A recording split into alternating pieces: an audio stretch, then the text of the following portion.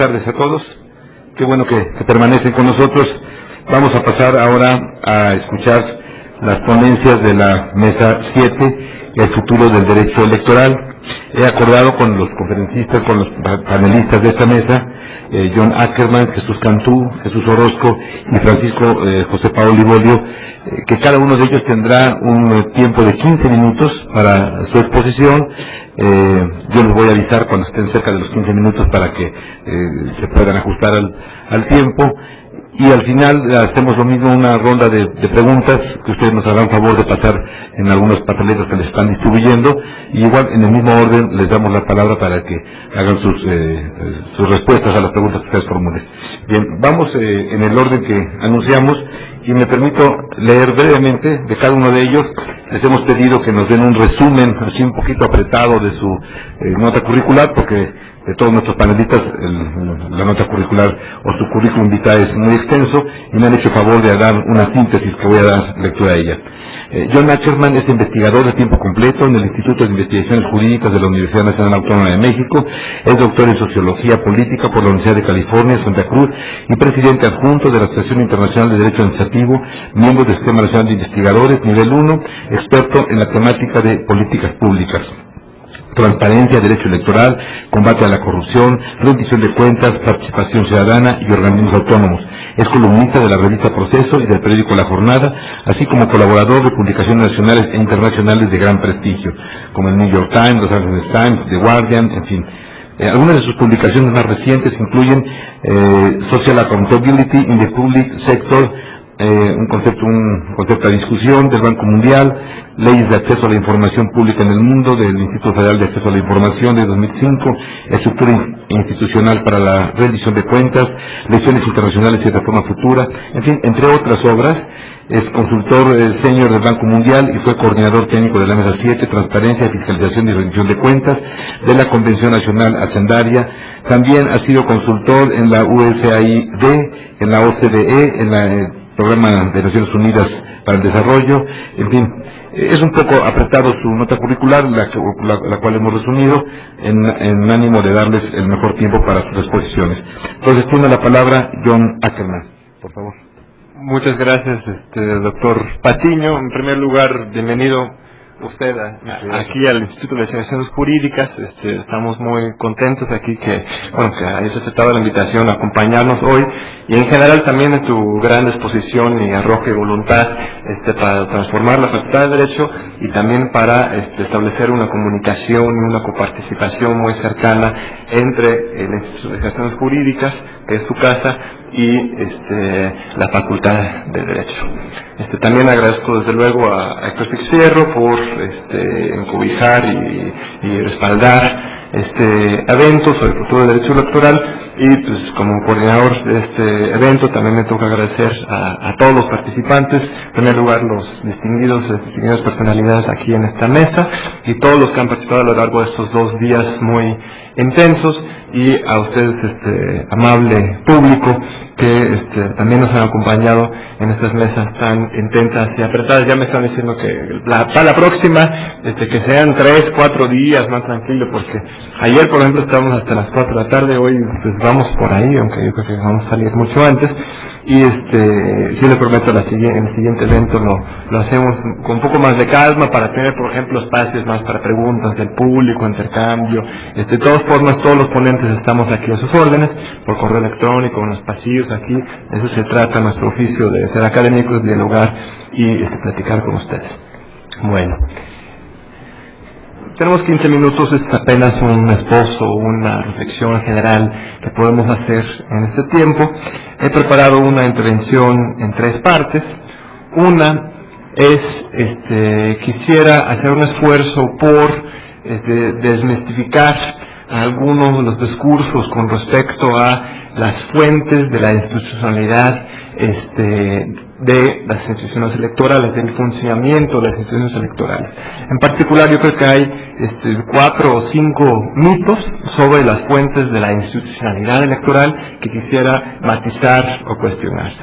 Segundo, quiero iniciar en este camino, y lo hemos estado haciendo en las propias investigaciones, pero invitarlos a ustedes también a acompañarnos en esta empresa muy valiosa y muy importante de construir y identificar qué es lo específico del derecho electoral, no como campo de estudio, sino como una rama propia del derecho, equivalente, a mi manera de ver, incluso al derecho administrativo, al derecho penal, derecho mercantil.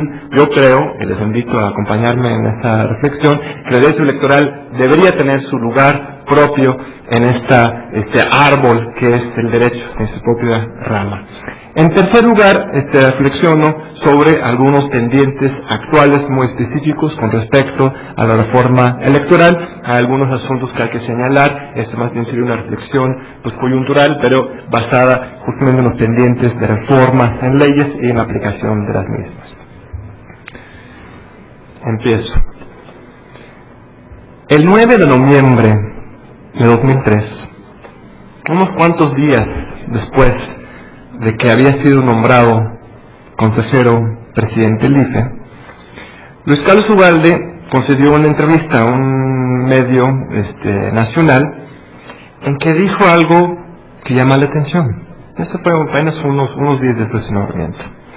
Dice: creo que la gran visibilidad del IFE deriva de un largo periodo de desconfianza, y entonces la mejor noticia sería que el IFE fuera cada vez menos visible, de tal manera que se convierta en un administrador de elecciones, en donde los conflictos fueran cada vez tan pocos que quien encabezara el IFE no fuera noticia.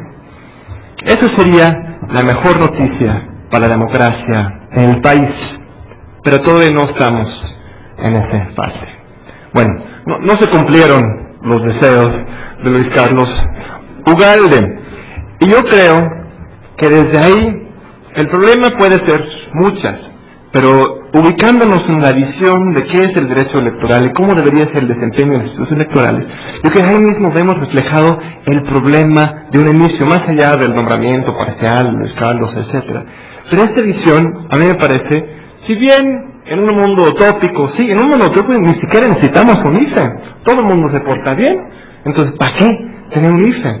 Pero en este modelo electoral democrático que hemos construido en México, que es ejemplar y sigue siendo ejemplar, la presencia del IFE es de las grandes presencias que necesitamos defender y tiene que ser público.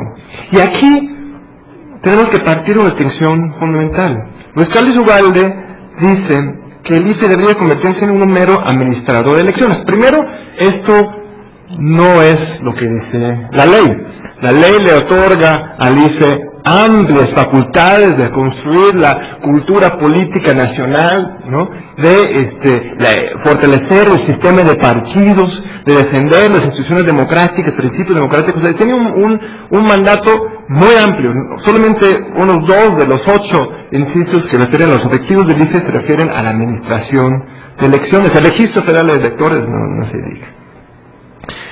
Pero más a administrar se ha utilizado, el mismo Luis Carlos lo utilizaba cuando esa polémica sobre si se quedaba o no, decía que el IFE es un árbitro electoral.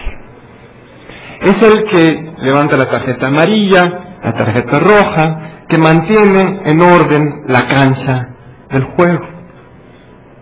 Yo creo que este tampoco es un concepto suficientemente robusto como para entender realmente el papel del IFE, o en su caso del mismo Tribunal Electoral.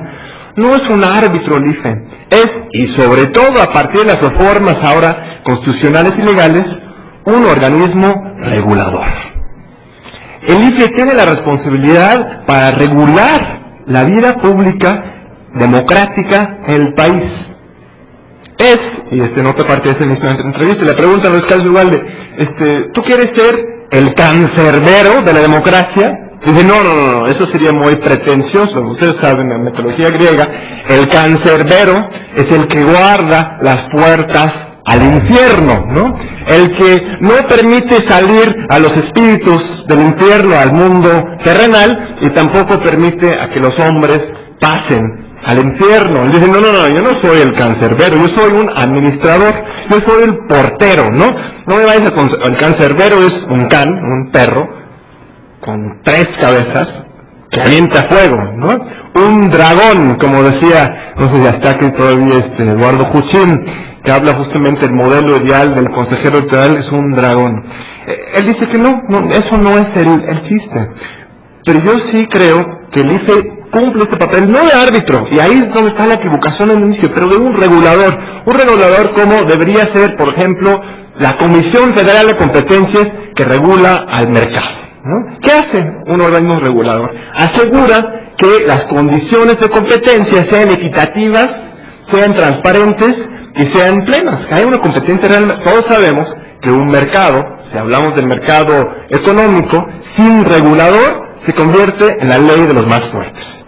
Se monopoliza inmediatamente si no tienes un órgano regulador que asegura la libre competencia. La libre competencia surge de una acción del Estado. La libre competencia no es la ausencia del Estado, al contrario, es a partir de una acción efectiva y justa y equitativa del mismo Estado. En el mismo sentido, aquí tenemos otro ámbito de competencia, que es el ámbito político, en que dice, insisto, sobre todo a partir de esta nueva reforma electoral, en que se le dote de grandes capacidades de investigación, de sanción, de regulación y de control directo de incluso el sector privado más allá de los partidos políticos, se convierte en, ya lo fue, pero ahora ya se consolida su papel como regulador y no como árbitro.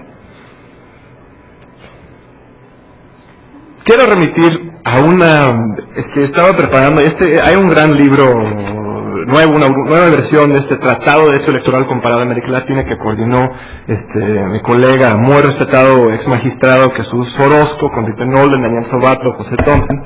Es la nueva versión totalmente actualizada, un libro que había salido hace más de 10 años, en que en un capítulo, José Wolleben y Jesús Orozco, un capítulo escrito juntos, retoman extracto de algo de Max Weber, en que Max Weber distingue entre la ética de la convicción y la ética de la responsabilidad. Y les voy a alcanzar un poco con la lectura, porque yo creo que sí es importante, sobre todo abusando que estamos en un recinto académico, ¿no?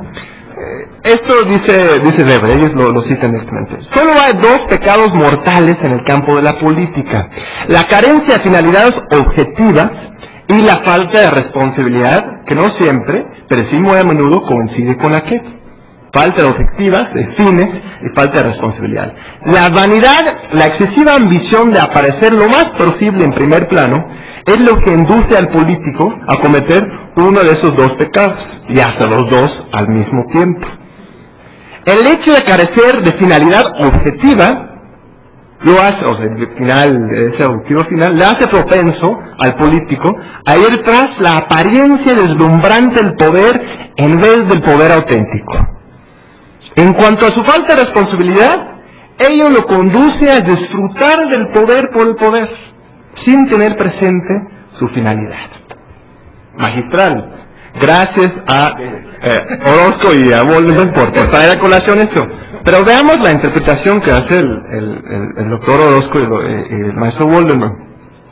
Dicen a partir de aquí: quien actúa a partir de la ética de la convicción, lo hace de cara a aquello que piensa y asume como lo mejor ante sí y para sí. La ética de convicción es una cuestión personal de hacer lo que él considera lo mejor, pero no necesariamente de cara a las repercusiones que sus actos pueden tener para el resto. En cambio, la ética y la responsabilidad, dicen Orozco y Wolleben, lleva a moderar la convicción, es decir, la ética y la responsabilidad tiende a asumir 2 dimensiones que la pura ética y la convicción no requiere: la existencia de los otros y las direcciones por ello de una acción. Acepto totalmente y me ascribo directamente a lo que dice Orozco y Wolleben con respecto a la ética y la responsabilidad. Evidentemente los actores políticos de las autoridades electorales tienen que tomar, todos los actores en este contexto tienen que tomar en cuenta las repercusiones de sus acciones, tienen que ser responsables, pero no creo que sea correcto contraponer eso a una lógica de la convicción, como no lo hace Wolleben y como pareciera hacerlo ustedes al decir que uno es mejor que otro. Yo creo que precisamente tenemos que complementar estas dos partes, y es a partir de esta ética de la convicción, de este arrojo institucional, de este activismo, garantismo que tanto ha defendido Jesús en sus grandes escritos y sentencias, y su acción jurisdiccional dentro del Tribunal Electoral, es a partir de ese garantismo, esta capacidad de tomar la Constitución y interpretar con arrojo la ley, la que nos permite ir más allá de la lógica un poco tecnocrática, reducida, precisamente de la ética y la responsabilidad pura. Es para invitar a la discusión. Es la primera parte. ¿Cuánto tiempo me queda? 3 minutos. 2 partes más. ¿Qué es lo que hace propio el derecho electoral? Insisto, el derecho electoral existe ya como materia en la Facultad de Derecho, pero todavía no hay un seminario sobre la materia, todavía no hay no es el problema, no es reclamo, es una realidad a nivel internacional que el derecho electoral, porque es nuevo, apenas se va construyendo. Si bien en México estamos mucho más avanzados, precisamente por la existencia de un tribunal electoral especializado en la materia, que no es algo común o normal, falta elaborar esta especificidad, y yo no diría autonomía, diría más bien especificidad del derecho electoral. ¿Es el derecho electoral solamente un asunto parasítico de las otras áreas? ¿Deberían nada más aplicar los principios básicos de derecho penal, administrativo, civil en particular, o tiene su propia naturaleza? Yo creo que en el análisis, en las elecciones del año pasado vimos ya algunas maneras en que el derecho electoral ya nos exige repensarlo. Y este libro ya lo empieza a hacer y pone un peldaño fundamental en ese camino. Por ejemplo, y lo contamos en su momento, ¿quién tiene la carga de la prueba con respecto a la nulidad de las elecciones o de una casilla? Aquí se toma principios de derecho penal, de un asunto de presunción de inocencia, presunción de que hay validez en estos resultados, a menos que demuestras con todo lo contrario que no es válido la casilla o la elección. Una presunción de inocencia, como si estuviéramos encarcelando a alguien, pero no estamos encarcelando a nadie, es una casilla electoral, no es una persona. Lo más importante en el derecho electoral es asegurar la certeza de los resultados, que la persona que estamos eligiendo realmente recibió más votos que la otra persona. Eso es el principio básico. En el derecho penal tenemos que evitar que encarcelemos a un culpable. Eso no es, mejor dejar libre 20 personas culpables que encarcelar a un inocente. En el derecho electoral es lo mismo, pero al revés. Mejor, bueno, lo ponemos de otra forma. Lo peor que podemos hacer, en lugar de encarcelar a un inocente, es elegir como diputado, senador o presidente a alguien que posiblemente no haya recibido la mayor cantidad de los votos. Eso es, no estoy hablando empíricamente, estoy hablando conceptualmente, ¿sí? Derecho electoral y derecho administrativo también tenemos distinciones importantes. Para empezar, un tribunal de lo contencioso administrativo no tiene nada que ver con el tribunal electoral. El tribunal electoral tiene plena jurisdicción, tiene plenas facultades para aplicar la Constitución. Nos decía ayer el magistrado Manuel González Oropesa, por mucho que los legisladores y el constituyente permanente haya puesto que solamente se puede anular una elección por causales específicamente señaladas en la ley, nosotros, los magistrados del Tribunal Electoral, tenemos la responsabilidad constitucional de aplicar la Constitución. Incluso ya se nos dotó de facultades con la reforma del artículo 99 de inaplicar disposiciones electorales si es que encontramos que no son constitucionales. Nosotros estamos bajo la obligación de anular una elección, aunque no haya una causal específica al respecto. Esto sería muy complicado que un juez de lo contencioso administrativo dijera. Entonces, realmente tenemos que pensar en formas diferentes de decidir en lo administrativo y lo electoral. Tengo un minuto nada más, pero en este mismo, antes de pasar a la última parte, derecho electoral, derecho civil. Los pleitos, los conflictos entre los partidos políticos no los podemos tratar como si fueran pleitos entre particulares. O las impugnaciones de los militantes dentro de los partidos no los podemos considerar como si fuera un pleito familiar, evidentemente. Y aquí yo creo que estamos mucho más avanzados que en cualquier otra materia en el Tribunal Electoral, tanto en la época del doctor Orozco como actualmente. Ahí es donde más se ha marcado la tendencia garantista de parte del Tribunal Electoral en defender precisamente los derechos políticos electorales. Pero aquí estamos construyendo un nuevo espacio totalmente de interpretación y creación. Entonces nos queda ese pendiente de articular todo este gran trabajo que hemos hecho en el tribunal y estas reflexiones más generales para construir su espacio propio como rama propia del derecho electoral. Concluyo. Empecé con el asunto de las fuentes de la institucionalidad y efectividad de las instituciones electorales, luego hablamos más teóricamente sobre el derecho electoral y ahora aterrizo directamente a algunos pendientes que tenemos en materia política electoral. El Código Penal. El Código Penal actualmente tipifica los delitos de los grandes poderes fácticos del siglo XIX y del siglo XX. Castiga a los ministros de culto que intervienen en las elecciones. Castiga a los servidores públicos o los funcionarios de Castillo, los mismos servidores públicos que intervienen en el gran poder del siglo XX, el Estado que abusa de su autoridad para influir en las elecciones. Pero es totalmente silencioso con respecto a el sector privado o los medios de comunicación. Y evidentemente eso es el gran avance de esta reforma electoral y tenemos que tener un respaldo claro en el Código Penal para que no solamente hayan sanciones administrativas para las televisoras y para el sector privado, pero también hayan sanciones penales. E incluso, estoy platicando ayer con el doctor Fernando Ruiz, que es el coordinador del área de Derecho Administrativo en este instituto, tenía una idea un poco descabellada, pero de repente lo comparto con ustedes, a ver qué tan descabellado es. Decía, mira, esto no es lo penal, pero sí tiene que ver con el régimen sancionatorio, que en lugar de sancionar con dinero, que al final de cuentas les vale a las televisoras, bueno, no dan dinero, ¿verdad? Pero las sanciones, ¿no? Ahora termino, ¿por qué no sancionamos con votos?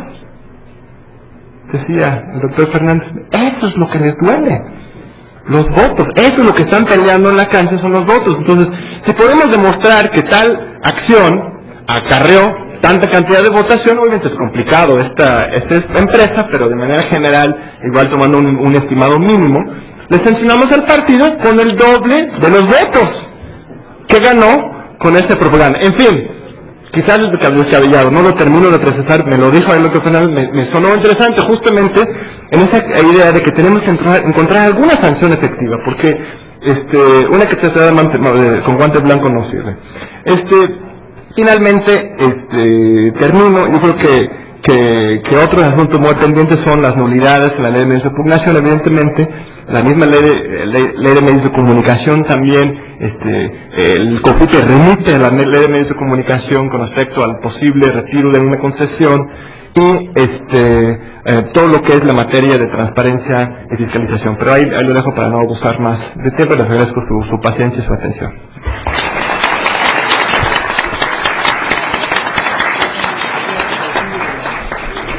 Muchas gracias, doctor John Ackerman. Le damos ahora la palabra a nuestro otro panelista, Jesús Castillo Escalante. Leo brevemente una nota curricular muy sintetizada. Él es director de la maestría en análisis político y medios de información de la Escuela de Graduados en Administración Pública y Políticas Públicas del Tecnológico de Monterrey, Campus Monterrey, desde enero del 2006. Profesor investigador en la misma escuela y cotitular de la Cátedra de Investigación, Instituciones y Práctica de las Democracias Contemporáneas y articulista de la revista Proceso, el Diario de Yucatán, Noroeste de Sinaloa y el Siglo de Torreón. Consejero electoral del Consejo Electoral del Instituto Federal Electoral en el periodo 1996-2003, director editorial del periódico Noroeste de Sinaloa, director general del periódico El Porvenir de Monterrey, Nuevo León, licenciado en Economía por el Instituto Tecnológico de Estudios Superiores de Monterrey. Por favor.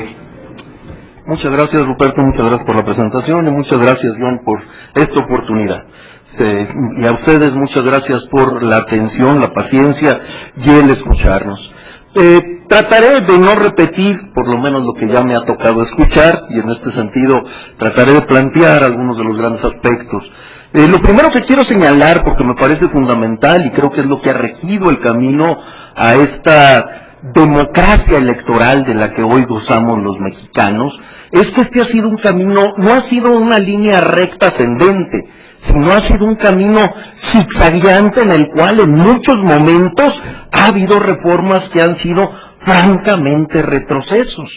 En muchas de las ocasiones las reformas han sido reflejos, diría, casi pavlovianos a lo que sucedió en el proceso electoral anterior. Es decir, algo sucede en el proceso electoral anterior, ni siquiera se reflexiona, ni siquiera se analiza cuáles fueron las causas, se atacan simplemente las manifestaciones y en función de aquello se reforman constituciones y leyes. Hay que decirlo así, nada más, dos casos que son francamente claros en este sentido, fue lo que sucedió en la reforma del 89-90, cuando se cancelan las candidaturas comunes. Sucede en el 88 la posibilidad de que el PRI pierda la elección ante las candidaturas comunes de Cuauhtémoc Cárdenas, cancela las candidaturas comunes y establece una fórmula muy complicada de coaliciones.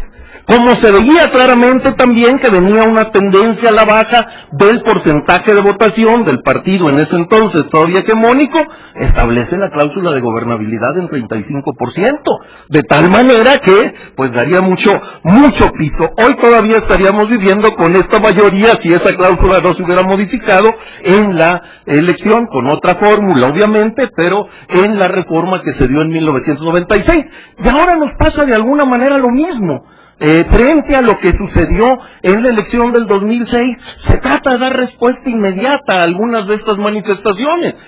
La cláusula que prohibía las campañas negativas, o la disposición que estaba antes en el COFIPE, fue una disposición que en su momento colocaron desde la Secretaría de Gobernación con la clara intención de proteger a los candidatos que emergían del PRI, que obviamente habían estado en el gobierno. Siempre las campañas negativas que más afectan es a quien ha gobernado, eso es clarísimo y obvio.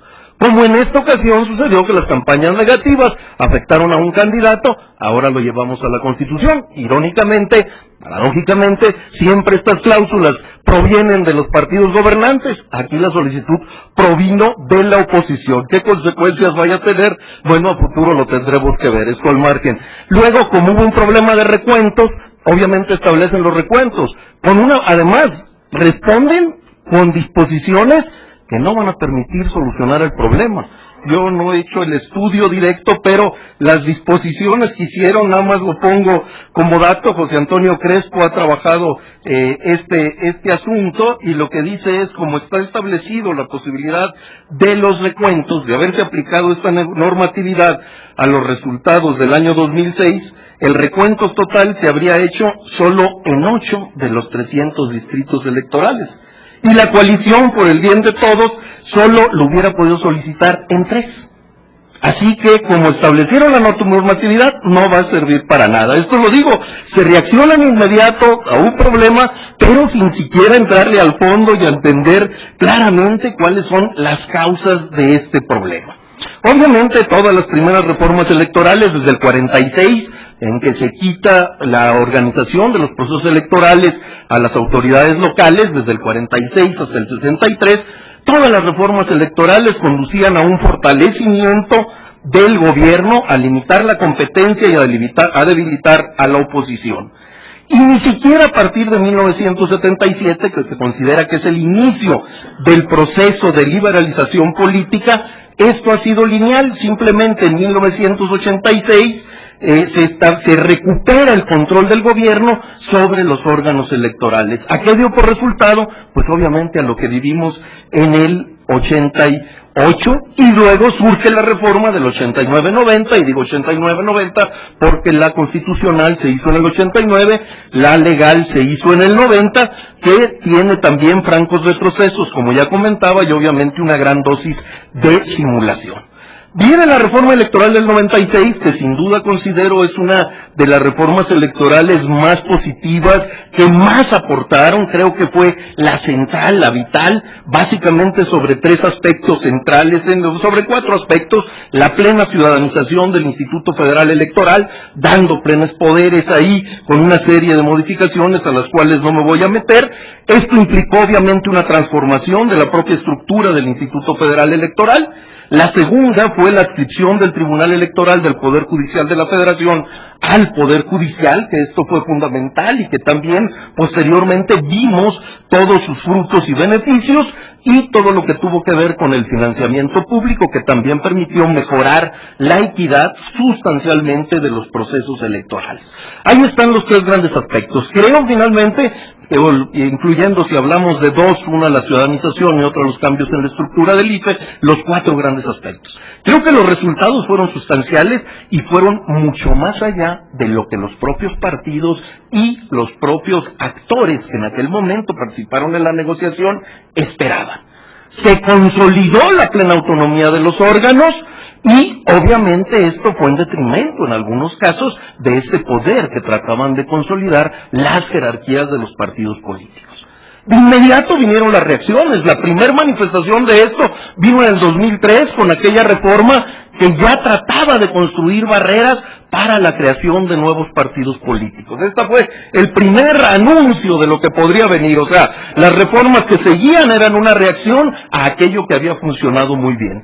Y ahora en la reforma esta que se da, sin ninguna duda, también que hay avances y retrocesos, ya se han señalado. Sin duda creo que en la parte de medios de comunicación hay avances muy importantes, pero creo que hay omisiones y retrocesos fundamentales en otras partes. Y a eso un poco me voy a remitir, un poco a tratar de analizar esto así a grandes rasgos.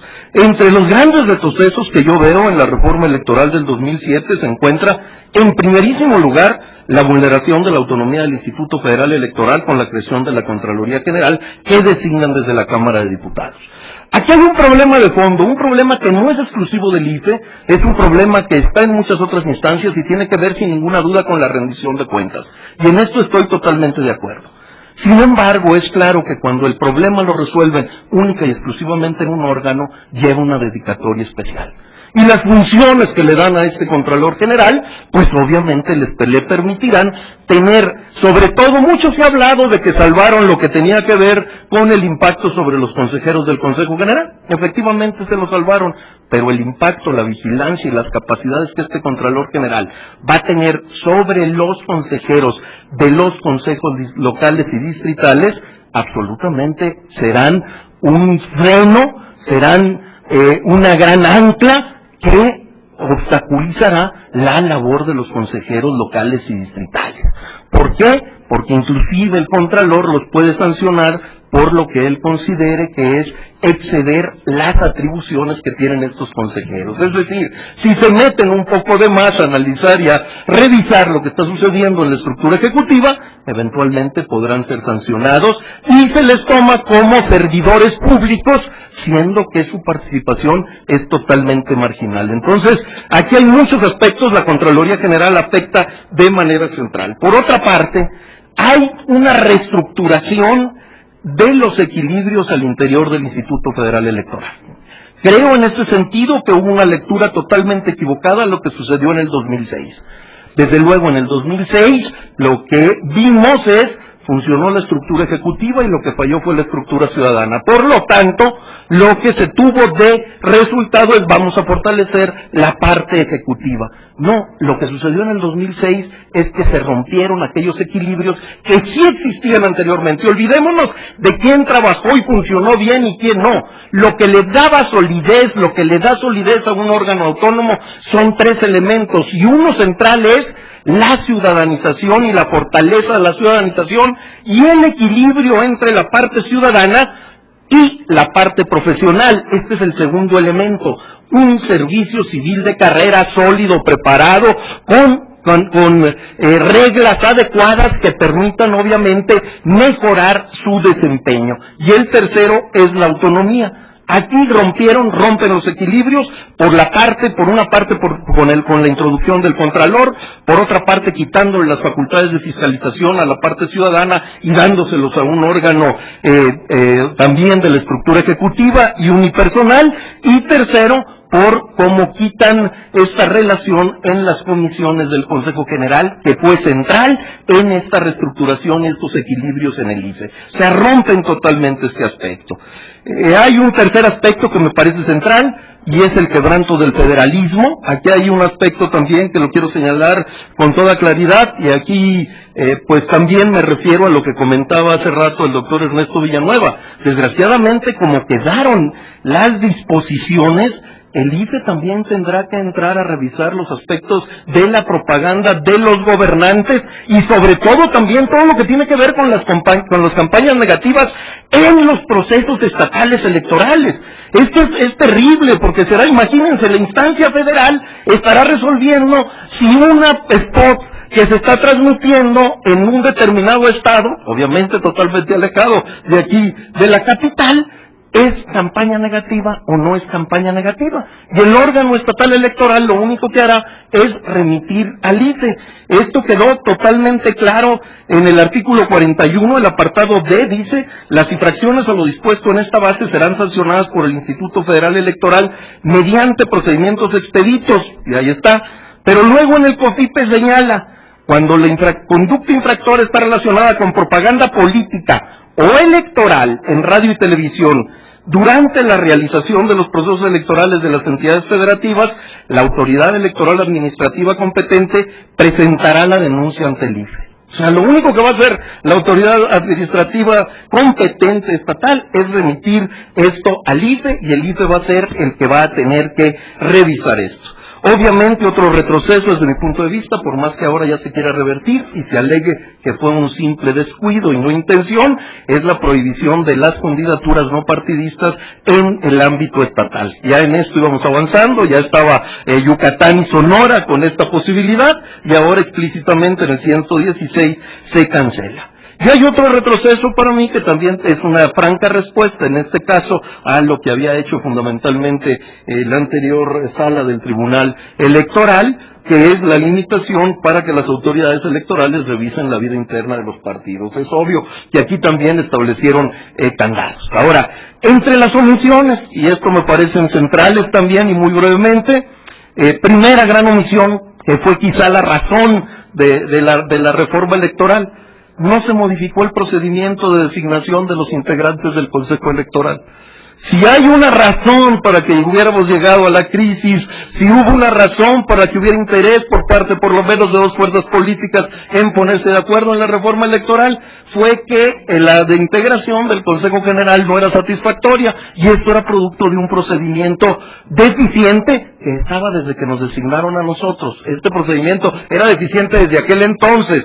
Sin embargo, el hecho de que se hubiera funcionado bien, se supuso que era un buen procedimiento. Bueno, las limitaciones se manifestaron primero en el 2003, se acaban de manifestar ahora en la designación de estos tres, del consejero presidente, de dos consejeros electorales, y lo estamos viviendo otra vez. Es una franca simulación, el procedimiento ya no da para más y se debería haber revisado, y lamentablemente inclusive lo dejaron desde el nivel constitucional. Otra de las omisiones, desde mi punto de vista, era fundamental haber incluido en el artículo 115 al IFE entre los órganos facultados para interponer controversias constitucionales. Más con todas las atribuciones y facultades que le están dando hoy, en términos de fiscalización, en términos de medios de comunicación, en términos de sanción a autoridades y a particulares, es fundamental que el IFE tenga dónde defenderse. Bueno, quedó fuera absolutamente de esto. Otro que a mí me parece central y que es una de las columnas de esta autonomía y de este buen funcionamiento del órgano electoral, que obviamente es extensivo para los otros poderes, desde mi punto de vista se debe establecer una fórmula fija para determinar el presupuesto operativo del IFE, así como de los poderes administrativos y judicial, desde luego. Y hay otro aspecto que me parece central, que lo voy a sintetizar en algo, pero creo que es mucho más amplio, Creo que se debió haber dado autonomía a la Fiscalía Especializada para la Atención de los Delitos Electorales, pero esto tiene que ver con dos aspectos que se olvidaron totalmente en la actual reforma. Se pueden mejorar, ya mencionaba John hace rato uno de los aspectos, lo que tiene que ver con el Código Penal, pero lo de la compra y coacción del voto que está olvidado y que es donde hoy se canalizarán muchos de los recursos privados y que difícilmente van a poder fiscalizarse. Y aquí voy al otro que me parece todavía más preocupante. No se ocupan, creo que ni siquiera se preocuparon, ya no se ocuparon, pero ni siquiera se preocuparon del problema del dinero ilícito. Y este es un problema central que hoy no podemos decir que está ausente en la política mexicana y lamentablemente no se tocó para nada. Ya no me ocuparé de muchas otras cuestiones que creo que se resuelven mal, como por ejemplo el haber establecido una nueva clasificación de información. De acuerdo a la ley de acceso a la información pública, la clasificación es únicamente, bueno, obviamente la pública, la reservada y la confidencial. Ahora con los partidos políticos hay información no pública. Como no podían resolverlo dentro de estos, entonces establecieron la no pública, que no es ni confidencial, ni es reservada, pero no es pública, y donde incluyen cosas como la información relativa a los procesos deliberativos de los órganos internos de los partidos, la correspondiente a sus estrategias políticas y de campaña, la contenida en todo tipo de encuestas, en fin, es evidente que ahí ponen un tapón. Y para concluir nada más, yo creo que hay dos grandes discusiones que se tendrán que dar a futuro en el derecho electoral y que para mí son centrales. Una gira particularmente sobre algo que yo creo que fue la base de este fortalecimiento y de esta confianza en los procesos electorales, particularmente del 97 hasta el proceso electoral del 2003, y fue el empoderamiento ciudadano. Es decir, creo que aquí el empoderamiento ciudadano tendrá que discutirse en serio si efectivamente queremos que sea órganos autónomos plenamente ciudadanizados, pero con todo lo que esto implica además. Es decir, desde luego hay que recuperar el órgano, pero además hay que discutir la cuestión de las candidaturas no partidistas, hay que discutir el aspecto de las reelecciones y sobre todo, y esto también me parece central, que además está en una recomendación de la Comisión Interamericana de Derechos Humanos, hay que discutir la prevalencia, la defensa de los derechos político-electorales de los ciudadanos que hoy no tienen recurso alguno. Se puede violar la libertad y el secreto del voto, el ciudadano puede ir por la vía de la FEPADE, se puede ir por la vía de un delito electoral, pero no tiene ningún impacto desde el punto de vista de la parte administrativa, porque no hay recurso que pueda interponer el ciudadano, ni los observadores, etcétera, etcétera. Entonces, aquí hay toda otra gran discusión, que son los derechos político-electorales, que además yo creo que es donde se está avanzando. Y obviamente el otro aspecto que tendríamos que discutir a fondo es la descentralización y el federalismo. Yo sé que esto va mucho más allá todavía de lo que es lo electoral, pero creo que es un tema que hemos querido venir posponiendo y que hasta hoy hemos querido seguir en la simulación de este federalismo consagrado en la Constitución, pero que lamentablemente en los hechos todavía está muy lejos. Muchas gracias.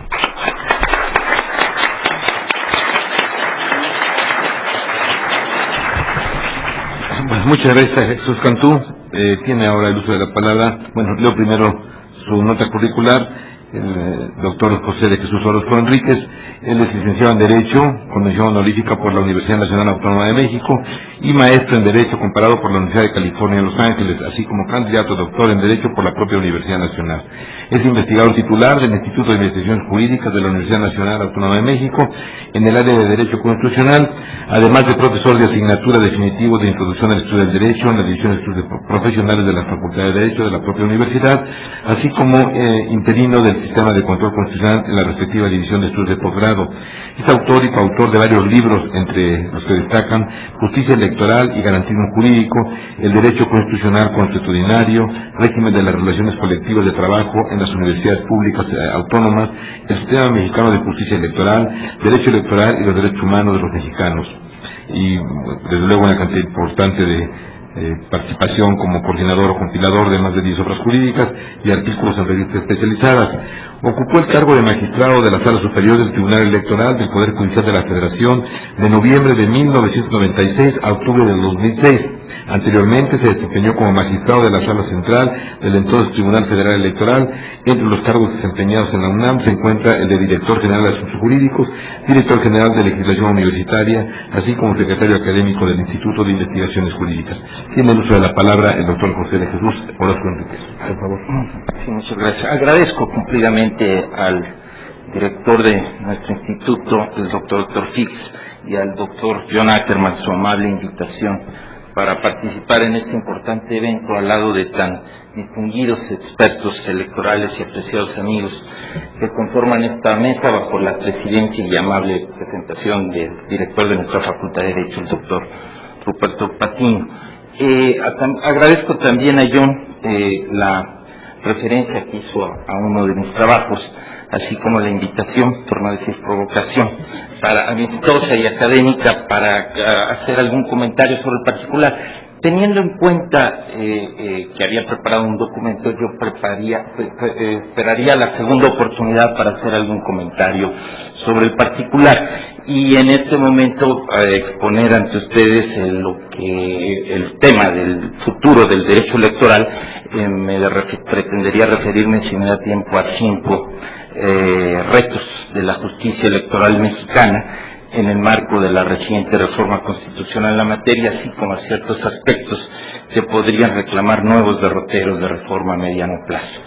Estoy convencido de que la reciente reforma constitucional y lo que hasta ahora ha aprobado el legislador ordinario contiene mucho más aciertos que dificultades y contribuirá a garantizar mejores condiciones de equidad para la competencia electoral.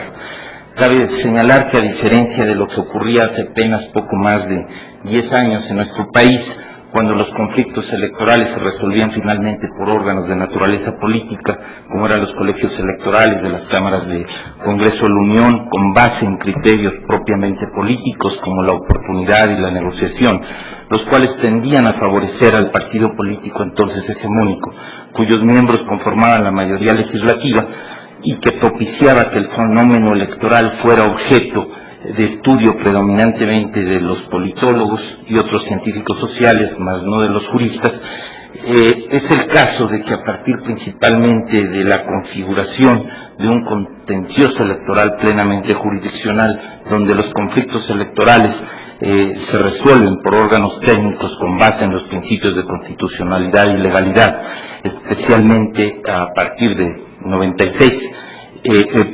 1996, paulatinamente nos hemos venido involucrando cada vez más los abogados en la aplicación y el estudio del derecho electoral, como se evidencia con la amplia participación de miembros de nuestro instituto en este evento, en el entendido de que resulta muy enriquecedor el enfoque interdisciplinario propiciado actualmente acertadamente por el coordinador de este evento.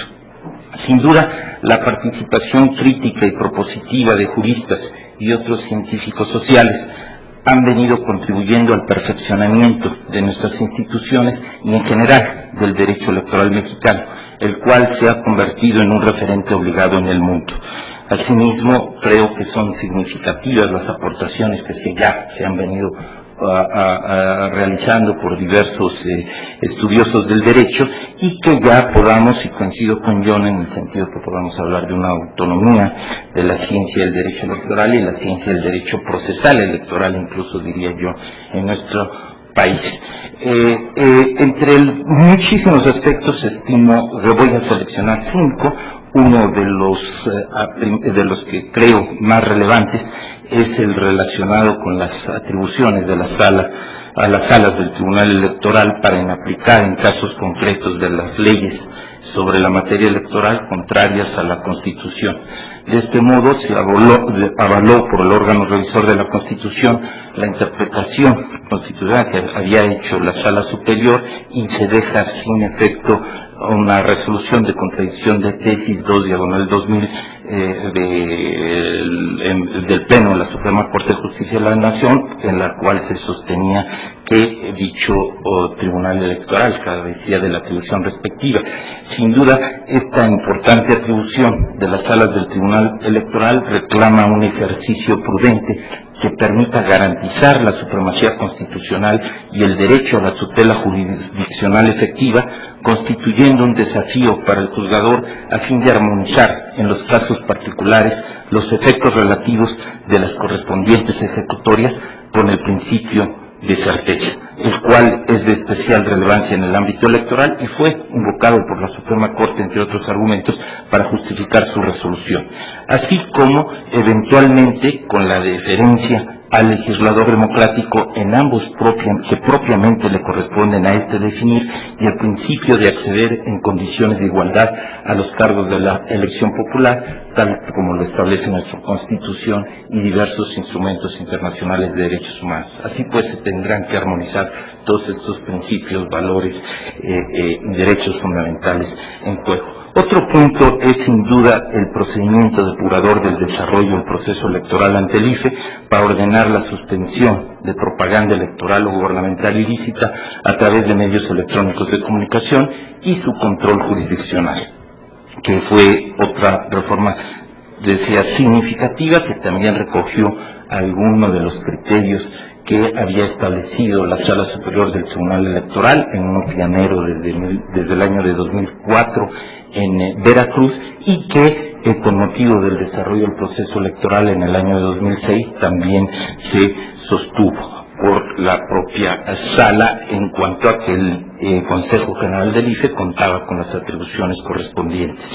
Si bien estoy convencido de la pertinencia de dicho procedimiento expedito depurador del desarrollo del proceso electoral, de hecho, un servidor fue ponente tanto en el precedente de 2004, primer precedente, como en el también precedente de 2006.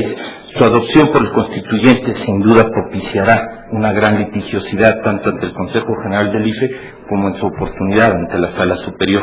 Al efecto, habrá necesidad de ir formulando los criterios que permitan delimitar las fronteras entre el ejercicio del derecho fundamental a la libertad de expresión y aquellos contenidos que pudieran estimarse proscritos.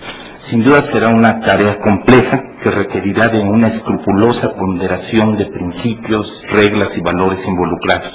Aun cuando puede haber casos claros que quizás consigan la unanimidad, por ejemplo, cuando se calumnie a un candidato a través de la imputación falsa de un delito, es previsible que surjan casos frontera que recurrentemente se planteen a las autoridades electorales. Por ejemplo, como se ha mencionado en algunas de las mesas anteriores, el alcance de denigrar. Si bien debe tenerse presente que esta prohibición constitucional ya solo se refiere a la denigración de las instituciones o los partidos, mas no a los candidatos, teniendo en cuenta la tendencia advertida en México, a diferencia de lo que ocurre en otras partes del mundo, incluso dentro de la región latinoamericana, de involucrar persistentemente a la autoridad electoral en el desarrollo del proceso. Ciertamente, un servidor en diversos asuntos del 2006 fue más proclive a favorecer la libertad de expresión, salvo cuando se trataba de calumnia, por estimar que los límites al ejercicio de un derecho fundamental, si bien son existentes, deben ser interpretados restrictivamente, en particular cuando se trata de expresiones que forman parte del debate político, así como de opiniones acerca del desempeño en cargos públicos de una persona que decidió, motu propio, participar con el carácter de candidato en una contienda electoral. Estimo que este va a ser uno de los mayores retos de la justicia electoral mexicana y radicará en la adecuada armonización entre el cabal ejercicio de la libertad de expresión, el respeto de los derechos de tercero y el desarrollo de nuestra cultura política en una sociedad democrática. Un tercer aspecto son los procedimientos y de fiscalización de los recursos de los partidos políticos y su control jurisdiccional, que también pues ya el más destacable y que creo que es fundamental, el correspondiente a la inoponibilidad de los secretos bancario, fiduciario y fiscal a las autoridades del Instituto Federal Electoral encargadas de la fiscalización. Esto, si bien también con base en un criterio que estableció la Sala Superior del Tribunal Electoral, permitió y que propició que el Consejo General del Instituto Federal Electoral pudiera llegar a fincar responsabilidad en algunos casos, particularmente el de mayor trascendencia, sin duda, por este motivo, fue el relacionado con los amigos de Fox. Sin duda, la Sala Superior también tendrá el desafío de ir estableciendo los criterios jurisdiccionales para el ejercicio de dicha atribución por el referido órgano técnico que es la denominada unidad de fiscalización, y en general la imposición de sanciones de tal manera que se haga más previsible y equitativo el actuar de las autoridades electorales sobre el particular.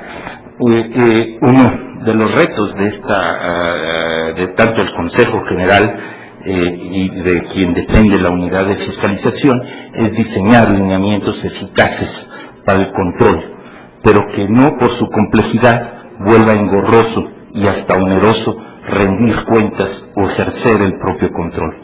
Los avances en México en cuanto a la fiscalización de los recursos de los partidos políticos y en general del derecho administrador sancionador electoral casi no tiene parangón en el mundo, ni hablar de la capacidad técnica para detectar irregularidades y lo enérgico de las sanciones impuestas. Sin embargo, es claro que hay mucho camino aún por recorrer. Aun cuando soy un partidario convencido de seguir concentrando en la actualidad toda la materia electoral en el Instituto Federal Electoral, no hay que descartar que, y atendiendo a las características de esta mesa en cuanto a hablar, me decía John, de lo que puede ser en un futuro el derecho electoral, cabría ponderar, insisto, en un futuro y quizás lejano, el descargar de esta función a la autoridad electoral para conferírsela al órgano constitucional autónomo, mucho más fortalecido, que se pudiera prever y que en general se le encomendara la fiscalización de todos los recursos públicos por la conveniencia de conferírselo a un órgano especializado sobre el particular, por ejemplo, como ocurre en otros países, pensemos en España, en donde es competencia del Tribunal de Cuentas. El mismo órgano que fiscaliza los recursos públicos también lo hace respecto de el origen y destino de los recursos de los partidos políticos.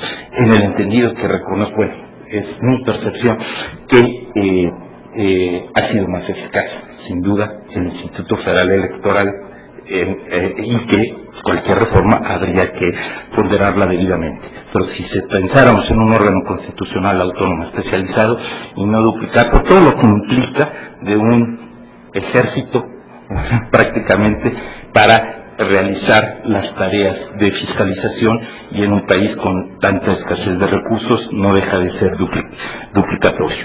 En fin, también hay que reconocer que cuando se le confiere esta atribución al Instituto Federal Electoral, sin duda, lejos de estos problemas de duplicidades, hay también un recurrente desgaste que le provoca su ejercicio, que obviamente no es en ningún momento argumento alguno para que no lo ejerciera sus atribuciones cabalmente, pero que cuando están conferidas a un Instituto Federal Electoral, con frecuencia contamina y propicia injustificadamente cuestionamientos en el desempeño de su función primordial de organizar las elecciones.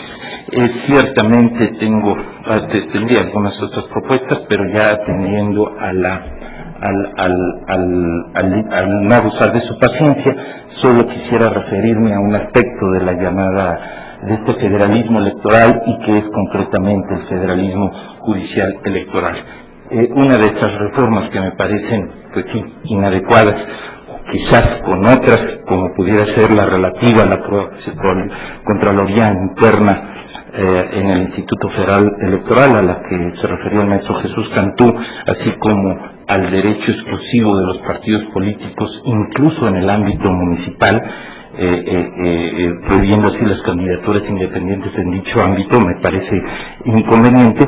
Pero decía, otra de estas reformas inadecuadas estimo que es la que establece que el propio IFE, mediante eventuales convenios con las autoridades electorales locales, pueda organizar los comicios locales. En mi opinión, en lugar de pretender centralizar la función electoral, debiéramos más bien avanzar a mediano plazo hacia la descentralización en la materia. Y en este sentido, sabemos que hay sistemas que son altamente centralizados, como pueden ser Brasil, Venezuela, en donde la organización y resolución de medios de impugnación en materia electoral los hace la autoridad federal. Hay sistemas más descentralizados, como Estados Unidos, en donde tanto las elecciones federales como locales son organizadas en principio por órganos locales, y que también las primeras instancias de resolución de conflictos son locales, y solo llegar así podría cerciorar a la Suprema Corte. Desde mi punto de vista, también, por lo menos a lo que se refiere a la justicia electoral, que es a lo que predominantemente me he referido, sería deseable que también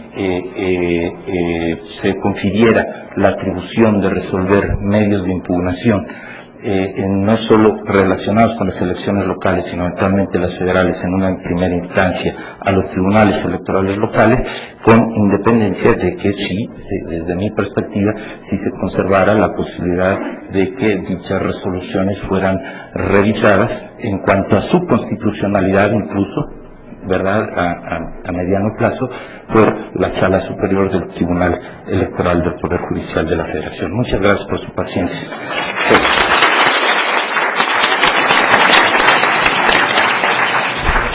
Muchas gracias, doctor Orozco Enríquez. Tiene el uso de la palabra ahora el doctor Francisco José Paoli Bolio, de quien voy a leer también una síntesis curricular muy apretada también. Títulos universitarios: es licenciado en Derecho, maestría en Sociología y en la Universidad de Nueva York, y doctorado en Ciencias Sociales en la Universidad Iberoamericana. Ha sido director de Ciencias Sociales y Políticas, Universidad Iberoamericana, director de la División de Ciencias Sociales y Humanidades de la UAM Azcapotzalco, rector de la UAM Xochimilco y abogado general de la UAM. Es profesor e investigador en las Universidades Iberoamericana, UAM Azcapotzalco y Xochimilco, UNAM, Centro de Investigaciones Interdisciplinares en Humanidades y Ciencias, e Instituto de Investigaciones Jurídicas, miembro del Sistema Nacional de Investigadores. Ha ocupado diversos cargos públicos como diputado federal, diputado local, diputado federal nuevamente, presidente de la Cámara de Diputados, subsecretario de Desarrollo Político de la Secretaría de Gobernación. Tiene varias publicaciones, dentro de las que destacan más de 50 artículos en revistas especializadas en ciencias sociales y 17 libros de historia, análisis político, derecho y sociología, entre los que pueden mencionarse Organización y Desarrollo de las Ciencias Sociales en México, de Miguel Ángel Porrúa, la editorial, Historia, Método y Sociedad en Durkheim, por la editorial Trillas, Yucatán y los orígenes del nuevo Estado mexicano, por la editorial ERA, Universidad Autónoma de Yucatán, Memoria del Mexicano, Memoria del Futuro, editorial Océano, Conciencia y Poder en México, del siglo XIX y XX, de Miguel Ángel Porrúa, y la transición incompleta con Granados Chapa Editores. Ha sido panelista de Primer Plano en el programa semanal de análisis político y social del Canal 11, y ha ocupado varios cargos en diversos consejos, como el Consejo Consultivo del Instituto Nacional de Estudios Históricos de la Revolución Mexicana, el Comité Editorial de la Revista de la Universidad Autónoma de Yucatán, el Consejo Consultivo de la Asociación Mexicana de Derecho a la Información. Bueno, tiene el uso de la palabra el doctor Francisco José Paoli Bolio. Por favor, doctor. Gracias.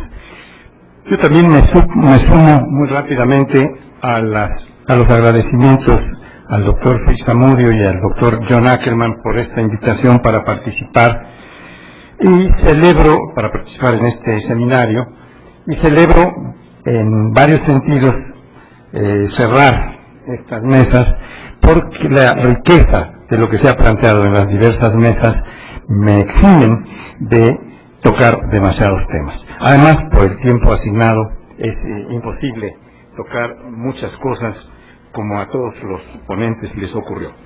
Para perfeccionar el derecho electoral en nuestro país, sugiero algunos cambios constitucionales y legales.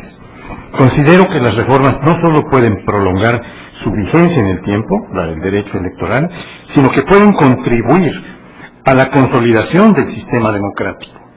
También estoy convencido de que buena parte de la ciudadanía está reclamando estas reformas porque considera que sin ellas sus derechos políticos no pueden ejercerse plenamente. Y finalmente, varias de estas reformas nos prestigiarían en el plano internacional, en el que constantemente se evalúan los avances de nuestra democracia y cada vez más puntualmente la calidad de ella. El derecho electoral es sin duda un instrumento fundamental, para que los ciudadanos estemos en mejores posibilidades de ejercer nuestros derechos políticos. Considero también que los derechos políticos son una parte de los derechos fundamentales del ser humano. Las reformas. Las reformas para que el derecho electoral se actualice y sea un instrumento que permita la realización más amplia de la ciudadanía deben hacerse a diversas reformas, deben hacerse a distintos niveles, tanto el constitucional como el legal. Es decir, debe mejorarse jurídicamente la capacidad de las personas para ejercer sus derechos y cumplir sus obligaciones en este ámbito electoral que facilita la realización de los derechos políticos fundamentales. Sabiendo que los derechos políticos y el derecho electoral son cuestiones distintas, como lo ha sostenido aquí muy claramente en la mesa de ayer el doctor Héctor Fix Fierro, también es necesario conocer entre las diferencias y relaciones entre estos dos órdenes de derechos. Lo que sugiero es que las reformas que se hagan al derecho electoral estén respaldadas por la voluntad explícita de salvaguardar los derechos humanos y sobre todo que pueda garantizarse su ejercicio. Tenemos que desarrollar, por otra parte, en la ley, derechos políticos que se establecen en la Constitución y también en los tratados internacionales suscritos por el presidente y ratificados por el Senado que no contravengan a esta Constitución. La Convención Americana sobre Derechos Humanos que México ratificó en 1981 establece en su artículo 23: todos los ciudadanos deben gozar de los siguientes derechos y oportunidades. A. De participar en la dirección de los asuntos públicos directamente o por medio de representantes libremente elegidos. B. Votar y ser elegidos en elecciones periódicas auténticas realizadas por sufragio universal e igual y por voto secreto que garantice la libre expresión de la voluntad de los electores. C. Tener acceso en condiciones generales de igualdad a las funciones públicas de su país. Segundo, la ley puede reglamentar el ejercicio de estos derechos y oportunidades, a que se refiere el inciso anterior, exclusivamente por razones de edad, nacionalidad, residencia, idioma, instrucción, capacidad civil o mental, o condena por juez competente en el proceso penal. Los tratados internacionales, como este que estoy citando, son la forma más utilizada para poner en vigor en nuestro régimen jurídico los derechos fundamentales, los derechos humanos. Sabemos bien, por disposición del artículo 133 de nuestra Constitución y por interpretación de la Suprema Corte, que los tratados internacionales tienen una jerarquía superior a las leyes federales, aunque se encuentran en un segundo plano respecto de la Constitución. Por el tiempo que tenemos asignado, solo tendré ocasión de exponer dos reformas constitucionales y solamente enunciaré otras que propongo. La naturaleza de los partidos políticos me parece el tema central porque además está vinculado con la investigación que estoy desarrollando en este instituto. La primera reforma que propongo, pues, es la redefinición de la naturaleza de los partidos políticos. Actualmente, el artículo 41 de la Constitución los define como entidades de interés público y considero que esta noción debe revisarse. Los argumentos en la exposición de motivos que envió esta reforma constitucional el presidente López Portillo esgrimió para fundamentar la definición de los partidos como entidades de interés público y que fueron los siguientes. Se les asignan en la reforma constitucional de 1977 los derechos de acceso a los medios de comunicación, financiamiento para apoyarlos en su vida cotidiana, en las campañas electorales y capacidad para intervenir en las elecciones estatales y municipales. López Portillo, en realidad, don Jesús Reyes Heroles, secretario de Gobernación que preparó este documento, argumentó en la exposición de motivos de la reforma al 41 constitucional de 1976. El carácter de interés público hace necesario conferir al Estado la obligación de asegurar las condiciones para su desarrollo y propiciar y suministrar el mínimo de elementos que estos requieren en su acción destinada a recabar la adhesión ciudadana. El presidente López Portillo dijo también en aquella exposición de motivos algo que es conveniente repasar ahora para la redefinición que propongo inscribir en la Constitución sobre la naturaleza de los partidos políticos. Cito textualmente esa exposición de motivos. Refiriéndose a los partidos políticos dice, comillas, imbricados en la estructura del Estado como cuerpos intermedios de la sociedad que coadyuvan a integrar la representación nacional y la formación del poder público, el Ejecutivo Federal a mi cargo estima conveniente adicionarle al artículo 41 para que en ese precepto quede fijada la naturaleza de los partidos políticos y el papel decisivo que desempeñan en el presente y en el futuro de nuestro desarrollo institucional. Considero que la definición de los partidos políticos como entidades de interés público ya no es adecuada, porque la acción, las prerrogativas y los derechos de los partidos para promover la participación del pueblo en la vida democrática, contribuir a la integración de la representación nacional y como organizaciones de ciudadanos, hacer posible el acceso de estos al ejercicio del poder público, rebasa con mucho lo que es una entidad de interés público. El artículo 41 de la Constitución se ha reformado 5 veces desde el año de 1977, en que se introdujo la definición de los partidos políticos, dotándolos de nuevas atribuciones y sobre todo de un subsidio que ahora es mayúsculo, aunque en los términos de Reyes Heroles o de López Portillo formalmente eran las mínimas condiciones de que debía dotarse. Pero hemos llegado a un momento en que la dotación de recursos es verdaderamente muy exagerada, sobre todo vista en un país en donde hay tantas necesidades para tantas cosas básicas como comer, como curarse, como educarse, como tener vivienda, transporte, etcétera. La segunda reforma fue hecha en 1990, estableciéndose que las elecciones constituyen una función estatal ejercida por los poderes de la Unión con la participación de los partidos políticos y de los ciudadanos. Aquí empieza una introducción lenta de la ciudadanía en estos temas. También se definen entonces los principios fundamentales que deberán observarse en la conducción de las elecciones: certeza, legalidad, imparcialidad, objetividad y profesionalismo. Es en la segunda reforma que se menciona por primera vez el servicio profesional electoral y se crea el órgano que sustituye a la Comisión Federal Electoral, el sistema de medios de impugnación y un tribunal electoral al que se llama autónomo, pero que se deja en reserva del Poder Ejecutivo. También se establece que las sesiones de todos los organismos electorales colegiados serán públicas.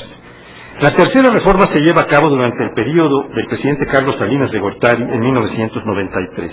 En ella se dispone que la ley reglamentaria establecerá las reglas para el financiamiento de los partidos políticos y las campañas electorales. Al Tribunal Autónomo se le da el nombre de Tribunal Federal Electoral y se le atribuye la máxima autoridad jurisdiccional en materia electoral, que como vemos no ha resultado en esta útil intervención que hacía el magistrado Orozco, la máxima autoridad jurisdiccional. La cuarta reforma se realiza también en el periodo de Salinas de Gortari en 1994. En ella se habla por primera vez de que la organización de las elecciones es una función estatal que debe realizarse a través de un organismo público autónomo dotado de personalidad jurídica y patrimonio propio, en cuya integración concurren los poderes ejecutivo y legislativo. Empieza a entrar otro poder del Estado, el legislativo, con la participación de los partidos políticos y de los ciudadanos según lo disponga la ley.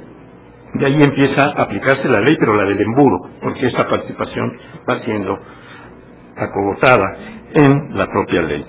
Se introduce aquí la participación de dos poderes del Estado y no solo del Ejecutivo, como se venía haciendo en disposiciones anteriores.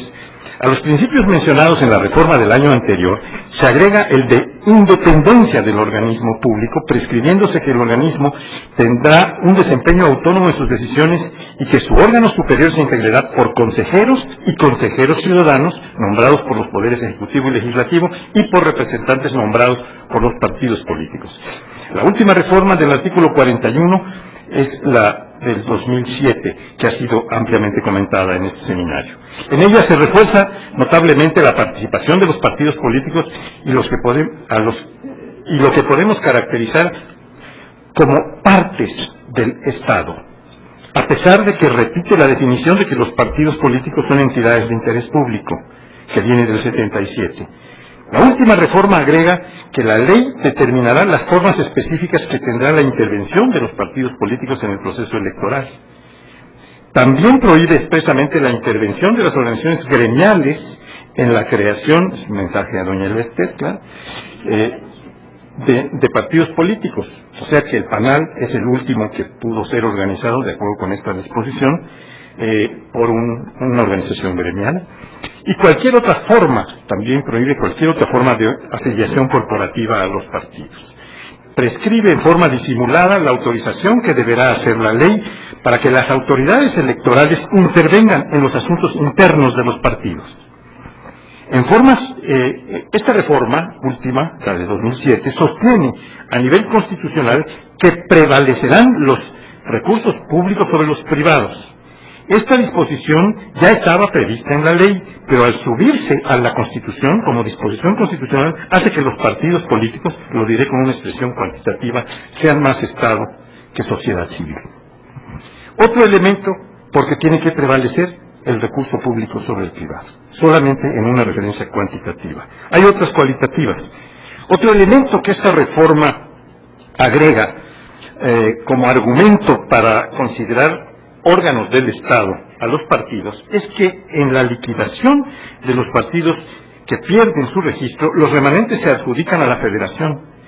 Finalmente, un factor muy importante en esta reforma para considerar la naturaleza de los partidos es la adjudicación de la mitad del tiempo del Estado en la radio y en la televisión, de lo cual trató la mesa anterior, y yo me libero de hacer muchos comentarios al respecto.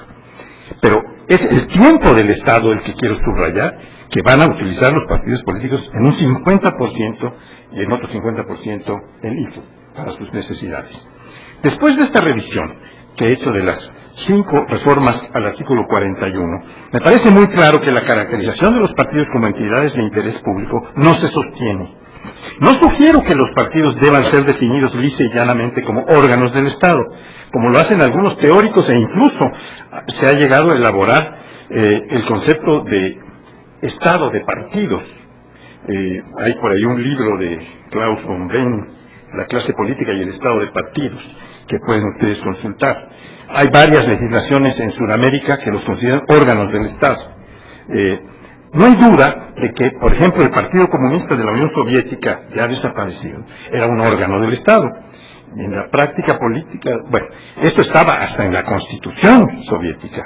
El Partido Comunista era el partido único y era un órgano del Estado abiertamente definido así por la propia Constitución.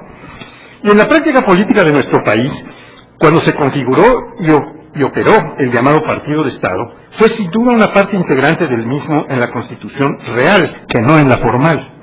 Sin embargo, superada la etapa autoritaria y desmontado en gran medida el Partido de Estado, no puede definirse a los partidos como órganos de Estado, a mi juicio, del mismo modo que lo son los poderes ejecutivo y judicial o legislativo.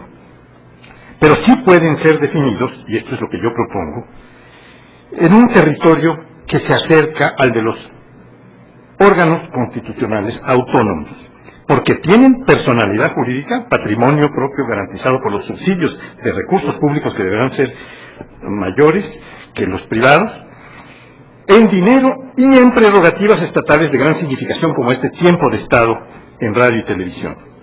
Coincido con don José Woldenberg cuando dice que los partidos son parte de la sociedad civil y vínculo y expresión de y con la sociedad política.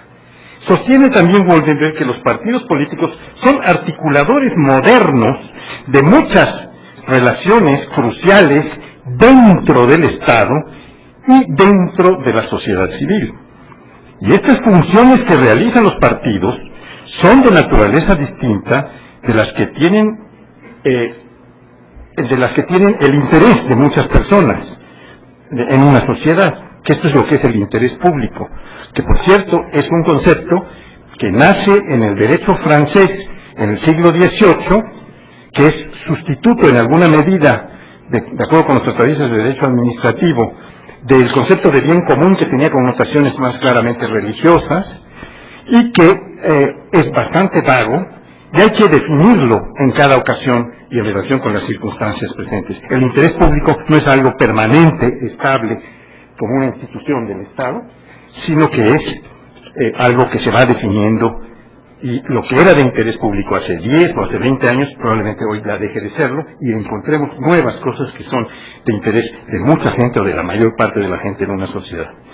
Los partidos están a caballo, pues, entre la sociedad civil y el Estado, y por tanto pueden ser definidos como órganos híbridos que realizan tanto funciones como instituciones estatales, como otras que más bien se ubican en la sociedad civil. Pero hay que tener en cuenta que Estado y sociedad civil están claramente en relación, y una parte importante de esa relación la construyen los partidos. Aquí resulta muy reveladora la expresión en la exposición de motivos que ya he citado varias veces de López Portillo Reyes Heroles, que se refiere a los partidos que están imbricados en la estructura del Estado. Imbricar, dice el diccionario de la lengua española, es disponer una serie de cosas iguales, de manera que queden superpuestas parcialmente como escamas de los peces. Como propuesta derivada de esta argumentación, sugiero que la definición de los partidos sea la de organismos sociales y órganos coadyuvantes o auxiliares, como dice Fraga en nuestro derecho administrativo, del Estado. Órganos auxiliares del Estado. Para promover la participación ciudadana en la vida democrática, en las decisiones públicas, en la integración de la representación nacional y en la formación del poder público. Segundo comentario, nada más de otra reforma. Para cumplir con las disposiciones del artículo 35 de nuestra Constitución y el 23 de la Convención Americana de Derechos Humanos, es indispensable establecer en la ley respectiva las candidaturas independientes, también llamadas ciudadanas, evitando el monopolio de los partidos políticos para postular candidatos, tal como está previsto en el Código de Instituciones Políticas y Procedimientos Electorales. Esta medida contribuirá a reducir los peligros que genera la partidocracia. Además, la definición como entidades públicas, no como de interés público, sino entidades públicas coadyuvantes del Estado, permitirá también regular la vida de los partidos y ponerles una serie de criterios democráticos que están en la Constitución para que realicen sus elecciones de autoridades propias del partido y de candidatos de una manera democrática, porque hasta hoy no existe una disposición y los partidos van haciendo lo que quieren, las cúpulas, las burocracias de los partidos van designando candidatos y van eligiendo a sus autoridades de la manera que quieren para promover la democracia hacia afuera, pero siendo oscuridad de su casa, muchas veces.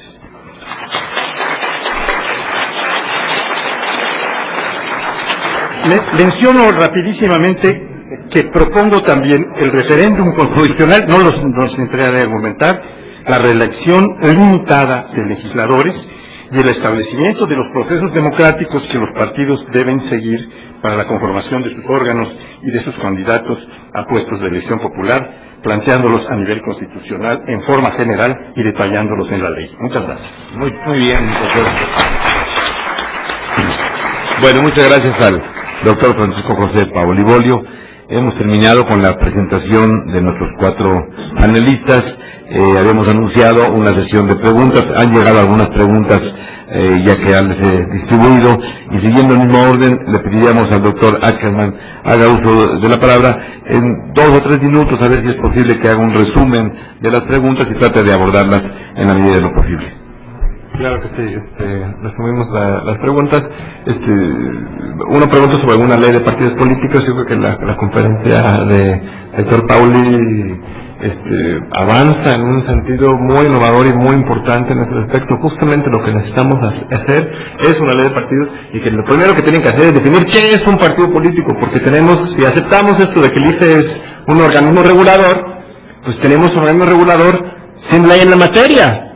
O sea, tenemos una ley electoral, pero no tenemos una ley de partidos. Sería como si la Comisión Federal de Telecomunicaciones tuviera que funcionar para regular el mercado de telecomunicaciones sin una ley de medios de comunicación, ¿no? O sea, realmente esto es una gran ausencia, y yo creo que la exposición del doctor Paoli avanza a pasos gigantados hacia justamente construir lo que tenemos que hacer ahí, ¿no? Hay algunas preguntas generales como fortalecer el ICE como un autónomo, que son demasiados generales, no sé cómo contestarlo. Más sobre las diferencias de derecho administrativo y derecho electoral. Esto me lo pregunta una magistrada del Tribunal Electoral y de Transparencia. ¿Quién es? De Sonora, magistrada, mucho gusto. Interesante la figura en que usted trabaja, que es Tribunal Electoral y de Transparencia. Entiendo la pregunta justamente, ¿cuál es la diferencia de derecho administrativo y electoral? Si en tu función están totalmente confundidos o sintetizados, ¿no? Yo creo que es justamente la reflexión que tenemos que hacer. O sea, el primero, yo creo que justamente el actor. Esto de los partidos políticos, si lo consideramos a los partidos como entidades públicas principalmente, se les aplica a ellos más principios de derecho administrativo, pero muchas veces ellos entran, o por lo general ellos entran como partes que impugnan resoluciones del Estado. Entonces ahí actúan como si fueran particulares también dentro de un derecho administrativo. Entonces ahí es donde empezamos a ver los límites del derecho administrativo para entender la materia electoral, porque simultáneamente el que impugna es autoridad y es vulnerado en sus derechos. Entonces ahí es donde nos obliga a ir a otra etapa. No tengo recetas fáciles. Lo único que yo sí digo, lo que estamos viendo es que ya estamos, yo creo que en una etapa de la madurez del derecho electoral que nos va a permitir justamente, en lugar de estar importando constantemente categorías y conceptos de otras ramas, podemos empezar a construir estos. Yo sé que es satisfactoria la respuesta, pero ahí vamos avanzando. ¿Para qué sirve el derecho electoral sin el análisis estadístico? Aquí esto es una parte importante que señala la pregunta. Sí, justamente otra cosa que no pude ni mencionar sobre lo específico, lo especial del derecho electoral, yo creo que se vincula mucho más que otras ramas del derecho con las ciencias sociales. Y eso lo señala aquí Dieter Norling en su introducción a este libro, porque justamente como son fenómenos muy sociales, ¿no? Tenemos que tener una buena dosis de ciencias sociales en esta rama del derecho electoral. Hay un caso muy específico, por ejemplo, con respecto a la calificación de elecciones 2006, que hablábamos con respecto a el asunto de la tesis de interconexión de casillas irregulares, ¿no? El Tribunal Electoral echó abajo, más bien utilizó no una tesis, pero un criterio de que una regularidad en una casilla no lo podemos usar para decir que hubo irregularidades generales. Tenemos que ir casilla por casilla, nada más. Entonces no podemos tener una visión más integral de lo que podría ser una irregularidad generalizada en la elección como tal. Porque justamente para poder hacer eso, pues tienes que despedirte un poco del derecho y entrar en análisis estadístico y ciencia política, etcétera. Obviamente no queremos ir hasta allá extremos, pero yo creo que ahí empezamos a ver la necesidad de complementar derecho electoral justamente con el análisis estadístico de las ciencias sociales, ¿no? Con respecto a las sanciones, una persona dice que le gustó mi idea, la idea del doctor Fernández Ruiz de sancionar con votos. Otra persona dice que ¿por qué no hacemos multas con pérdida de días de campaña? Eso sí dolería también, ¿no? Perdemos un día de campaña en fin, ¿cuáles son los en general las cuestiones de invalidez de las elecciones? Aquí tenemos un gran pendiente. Las reformas a la ley de medidas de impugnación aprobadas por el Senado de la República, que no han sido ratificados y aprobados por la Cámara de Diputados, no incluye un gran directorio de nulidades de las elecciones. Solamente hay unas reducidas. Esto es grave porque justamente por esas disposiciones constitucionales el tribunal va a verse, por mucho que el magistrado Oropesa dice que va a brincar la barda, obviamente no se va a poder hacerlo y tienen que acatarse mucho a lo que diga el legislador. Y aquí sería urgente, y todavía estamos a tiempo de incorporar, que la Cámara de Diputados incorpore algunas otras causales de nulidad, como la utilización del rebase de topes de campaña. Puede ser la utilización sistemática del gobierno, las autoridades públicas, para influir en un sentido u otro, como fue ensayado en la misma nulidad de la elección de Tabasco, etcétera. Aquí habría que robustecerlo mucho, esa área. ¿Cuáles son una última pregunta muy específica sobre el DF, la Asamblea Legislativa, la renovación del Instituto Electoral del DF. Aquí estamos viviendo un proceso parecido que al nivel federal.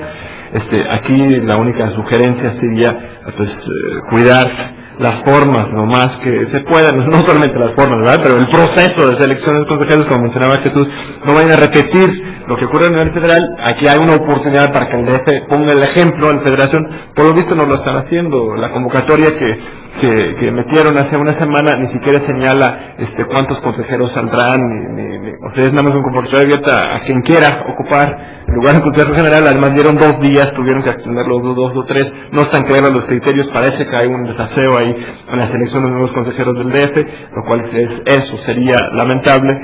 Todavía estamos a tiempo para que rectifiquen y que pongan un ejemplo de civilización y apertura a este proceso. Gracias.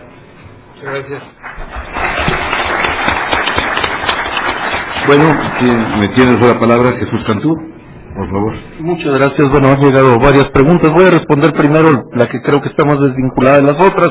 Simplemente me preguntan si se consideraría futuro una reforma constitucional para incluir la segunda vuelta, dado que se reacciona. Bueno, yo en lo personal no soy partidario de la segunda vuelta, creo que no resuelve los problemas que pretende resolver, pero sí quiero decir que creo que uno de los graves problemas que hoy tenemos en México es que se marginan o diluyen o simplemente ignoran muchos temas que no se discuten abiertamente. Yo creo que es un tema también que tiene que discutirse abiertamente y conocer los pros y los contras, y a partir de una discusión amplia y de cara a la sociedad tomar una decisión. Los otros 3 están vinculados con consejeros, entonces voy a tratar de responderlo. La primera es, ¿por qué el consejero del IFE no es un funcionario público? Aquí y dice, sí, ningún ciudadano votó por ellos. Quiero aquí primero hacer 2 aspectos. Uno primero, obviamente que el consejero del Consejo General del Instituto Federal Electoral es un servidor público sin discusión, además se dedica de tiempo completo y exclusivo a eso, así está considerado y ahí no hay discusión. Yo me refería al caso de los consejeros locales y distritales, que ejercen su periodo únicamente durante 9 meses, que tienen otra actividad prioritaria y que solo reciben lo que en la ley se llama dieta de asistencia, que normalmente se establece como una dieta mensual, sí y solo si obviamente este ciudadano acude a cumplir con estas funciones, pero no están dedicados ni de tiempo completo ni exclusivo, y obviamente lo ideal, y aquí lo vinculo con aquí hay una gran discusión sin duda que está detrás de todo esto, no es del IFE, es de mucho, inclusive creo que es internacional. ¿Cuál es la representatividad que tienen los ciudadanos que forman parte de los órganos de dirección de los órganos autónomos? En estricto sentido no hay una representatividad en la medida en que justamente no se vota por ellos. Y aquí lo voy vinculando a la segunda, de cuál debe ser el camino para designar a los consejeros. Obviamente no creo que como muchas otras funciones, y si hablo de los órganos autónomos, los 3, y ahora el 4 que ya va a haber en México, los órganos constitucionales autónomos, Banco de México, Comisión Nacional de Derechos Humanos, IFE, y ahora INEGI, no considero que sean puestos que se deban votar. ¿Por qué? Porque tienen características particulares. Creo, y aquí es una de las grandes discusiones, porque también hay quien lo dice, y de hecho ahora va a estar muy presente, seguramente por lo menos con uno de los registrados, bueno, y quienes forman parte de los partidos políticos o son servidores públicos, me refiero a las instancias propias de la administración pública, ¿dejan de ser ciudadanos? No dejan de ser ciudadanos. Sin embargo, creo que sí es fundamental, particularmente en una instancia como es el Instituto Federal Electoral, que exista, pues ahora sí que una vocación de vida donde quien llega ahí se ha dedicado fundamentalmente a no vivir del presupuesto público, y segundo, a tener sus principales redes sociales y profesionales dentro de la sociedad civil. Porque me parece también central y es un elemento sustancial para que funcione mejor un órgano, que estos vínculos se mantengan. Es decir, la exigencia de estas anteriores redes en las que participaba directamente, voy a poner el caso de un consejero, la exigencia de esas redes de que cumpla con, en muchos casos, por lo que había luchado desde antes, es un elemento central que obliga a este consejero a comprometerse en esto. Entonces, aquí hay una discusión que desde luego es muy importante. Y otra pregunta justamente es, ¿cómo designar a los consejeros electorales? Bueno, no hay una solución fácil. Debo decir que el actual procedimiento, desde mi punto de vista, tiene dos grandes problemas de origen. Uno, primero, quienes hacen la propuesta formalmente son los grupos parlamentarios de cada uno de los partidos políticos. Aquí hay un problema ya de origen, déjenme ponerlo en términos muy coloquiales. El vigilado o el regulado o como le quieran, hagan de cuenta que los equipos designen a su árbitro, pues no es la lógica. O sea, hay un problema de origen. El vigilado propone a su vigilante, déjenme utilizarlos de esos términos. Uno. Dos, el mismo órgano que propone, para efectos prácticos dispone. Es decir, hoy todavía esto se agudiza cuando es la Junta de Coordinación Política. Todavía centralizaron más esto.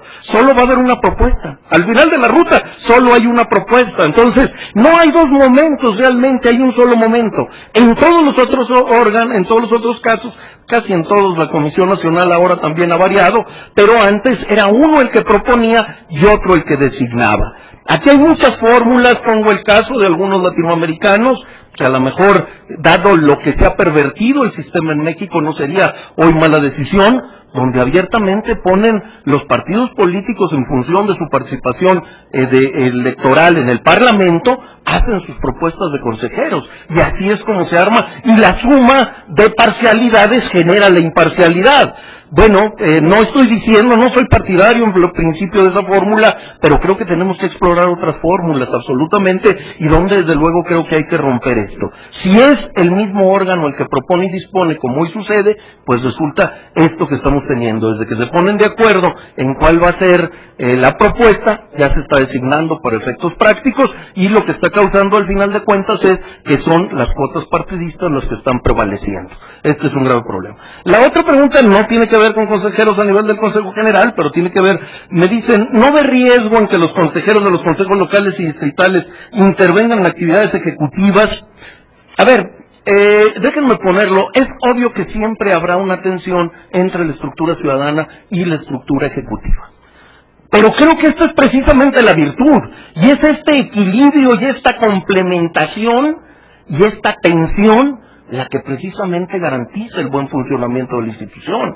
Y esto se da a nivel de Consejo General y a nivel de consejos locales y a nivel de consejos distritales. El consejero electoral de los tres órganos no tiene por qué ser el especialista, el experto en la cuestión electoral. Tiene que tener conocimiento del tema, y vuelvo a repetir, tiene que tener estas redes sociales que le permitan mantener el vínculo con la sociedad, pero el experto es la estructura ejecutiva. Y uno tiene claramente funciones de toma de decisiones, de dirección, y el otro tiene funciones ejecutivas. Es esta complementariedad, como sucede finalmente en la democracia, estos juegos de pesos y contrapesos, estos juegos de equilibrios, esta tensión permanente en una sociedad democrática entre los grandes espacios y en un sistema democrático entre los tres poderes. Y siempre hay tensiones, y siempre hay espacios en los cuales tiene que haber un tercero en discordia que decida. Bueno, esto es lo que tiene que darse a nivel de un órgano autónomo, particularmente como el IFE. Ahí van a estar los riesgos y las tensiones. Eso es justamente lo que lo hace autónomo, funcional y da resultados. Gracias.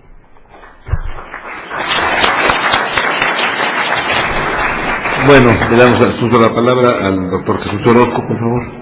Sí, muy amable, señor director. Pues agradezco mucho las preguntas que se formularon. Yo pediría su comprensión en que no haga referencia en este momento a ellas, pero me comprometo a hacerlo de manera epistolar vía internet o al final de la reunión, para así poder hacer algún comentario muy breve, ¿verdad?, pero ajustándome al tiempo previsto al planteamiento muy interesante del doctor Ackerman.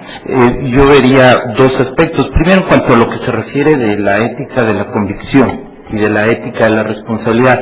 Yo advierto, por lo menos la lectura que yo le di a ese trabajo de Weber, que es sobre el político y el científico, y que entonces se refiere a ciertos principios y valores que guían la actuación primordialmente el político y el científico. De hecho, el párrafo al que hacía referencia John se refiere, habla del político primordialmente. En el trabajo del maestro Woldenberg y un servidor, abordamos también la parte relativa la ética y la responsabilidad en el proceso electoral, todos los diversos actores que intervienen, los políticos, desde la perspectiva de los candidatos, desde la perspectiva de los medios de comunicación, en fin, incluso los de los servidores electorales. Y a la conclusión que llegábamos era de que en determinado momento Sirriño, coincido con John en el sentido de que no necesariamente hay, lo óptimo, lo ideal sería que coincidiera una ética de la convicción y una ética de la responsabilidad, pero puede llegarse eventualmente a enfrentar, y que sobre todo ya tratándose de un servidor público debe regir y prevalecer la ética de la responsabilidad en el desempeño. Ese sería por lo que podría yo comentar. Ahora, coincido plenamente, me parece muy interesante este énfasis que pone en cuanto a la relevancia de que haya ya una autonomía de la ciencia del derecho electoral, y que se base en ciertos principios que atiendan a esa peculiaridad. Sin embargo, yo también, lo suscribo plenamente, lo he escrito, pero también creo que como toda disciplina jurídica, en determinado momento también hay ciertos principios generales, el fenómeno jurídico, pero también hay ciertos principios generales a los cuales hay que asirse. Yo soy partidario de una perspectiva científica, por ejemplo, el énfasis que ha hecho el maestro Fixamurio en el derecho de amparo, de acudir para su estudio científico, acudir a los principios de la teoría general del proceso aplicados al amparo, y realmente desde su contribución, de su tesis profesional en 1955 fue un parteaguas, estimo, en cuanto al abordamiento del derecho de amparo. Yo pretendería, toda proporción guardada, que de alguna manera en algunos trabajos yo pretendió también que ciertos principios de la teoría general del proceso se puedan aplicar al derecho procesal electoral, y que pues de los recibos. Pero eso no implica efectivamente que no haya peculiaridades, y ya terminaría con dos pequeños comentarios. Por ejemplo, por lo que ha dicho la Suprema Corte sobre el particular en cuanto a aplicación de ciertas cuestiones, cuando se dio hacia el 2003, por ejemplo, tengo presente alguna resolución del más alto tribunal de la República en el sentido de que, tratándose del derecho administrativo sancionador, no era aplicable los principios del derecho penal.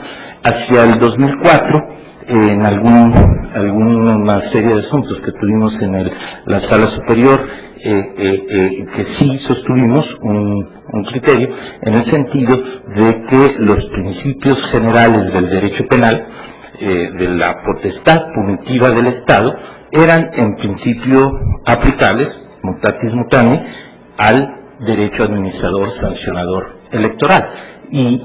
Para que también hay una serie de garantías que ya están muy desarrolladas por la dogmática penal y que sean respetadas en el ejercicio de la potestad punitiva del Estado, en el caso específico de carácter administrativo. Solo es mutatis mutandis. Cabe la posibilidad de que haya reglas específicas a las cuales el juzgador, el órgano jurídico aplicador, debe ajustarse y respetar, porque no puede también ante una regla específica ignorarla, o tendría que dar muchas razones para decir por qué no acata o no prevalece esa regla, cuando ya también existe ese principio de que lo especial prevalece sobre lo general. Pero en fin, entonces, ya también el último criterio de la Suprema Corte, ejemplificativamente en el 2006, ya hay de que se aplican también ciertos principios del derecho penal son posibles al derecho administrativo sancionador. Bien, ejemplificada en ese aspecto, pero ya ahí con esto concluyo lo relativo, por ejemplo, a algunas cuestiones como puede ser la carga de la prueba, ¿verdad? Y que si esto en determinado momento, cuando tiene que ver con una nulidad de elección, dice Young, y que pues hay un interés público, entiendo, de la certeza en un resultado electoral.